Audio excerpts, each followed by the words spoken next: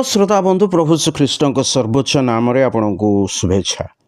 पवित्र बाइबल हितोपदेश पुस्तक 28 अध्याय 9 पदरे आम यहीपरि पाठ करूँ। जो लोक व्यवस्था शुणु आपण कर्ण फेराए तार प्रार्थना ही घृणार विषय हुए। बाल्यकाल आमने शुणी से जादूगर कहानी आपणकर मन थी जी समस्तंकर इच्छा पूरण करुले किंतु बड़ होला परे मध्य अनेक ईश्वर को सही जादूगर भली भावी थांती। आमे भावुजे आमर जहाँ इच्छा ता ईश्वर को प्रार्थना रे मागिबा और से ताहा देई देबे। मात्र हितोपदेश रे लेखक स्पष्ट रूपे कहती जे ईश्वरंकर वाक्य जेपरी कान रे न बाजे एथिपाई जो माने निजर कर्ण रुद्ध करती से मानकर प्रार्थना मध्य व्यर्थ हो जाए। सरल भाव कहले जी ईश्वरंकर कथा शुणे नाही ईश्वर मध्य ताहार कथा शुणिबे नाही।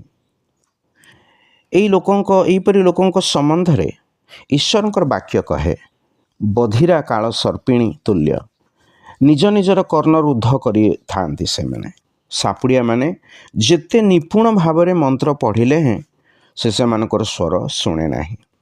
यार तात्पर्य होउछि ईश्वरंकर वाक्य जेते उत्तम सरल भाव बुझाई दिए गले सुधा से माने शुणा चाहती नहीं बरं विनाशर मार्ग रे जाई थांती। आपण कि चाहती जे ईश्वर आपणकर कथा शुणु बोली तेबे प्रथम रे आमे ईश्वरंकर कथा शुणा शिखिबा आवश्यक। शुणिबार प्रकृत होउछि अर्थ होउछि जेपरि कुआ जाय अछि ठीक सेहीपरि करिबा।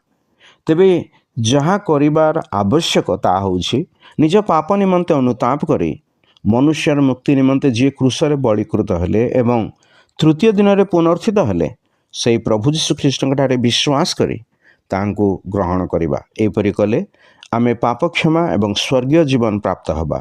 तेबे जो माने स्वर्गीय सुसमाचार वार्ता शुणिबारु निज कर्ण रोध करती आमे सेमानक परि नहु तो एई सुसमाचार श्रवण करी सठिक प्रतिक्रिया प्रकाश करने को ईश्वर आपन को साहाय्य करंतु। धन्यवाद।